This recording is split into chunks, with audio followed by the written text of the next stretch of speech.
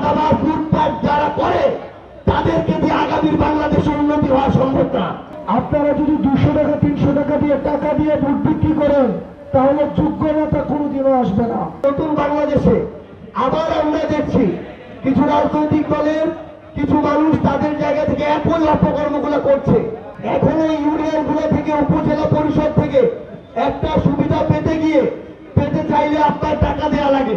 আপনারা একটা টিবল নিতে যাবেন সেটা টাকা খেয়েছে, একটা কার নিতে যাবেন সেটাতে টাকা খেয়েছে।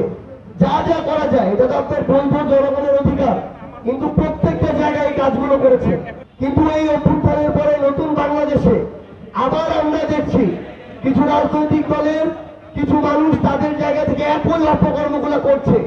দূরের আলাপ বাদ দেন, আপনি আটোয়ারিতে দেখবেন এখনো মরিচহাটি বলেন ধানহাটি বলেন এখান থেকে একটা ট্রাক পার হতে চাঁদা দেওয়া লাগে।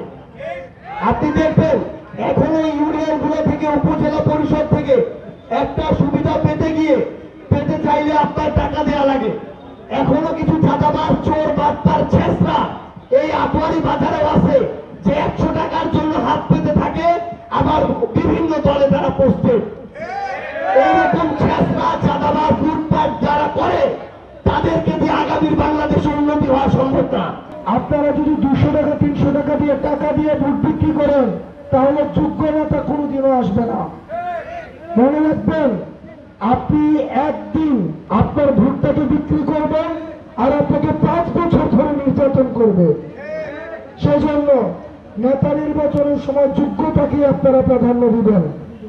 আপনারা দয়া করে আপনাদের একদিনের আমানত আপনারা খেয়ানত করবেন না।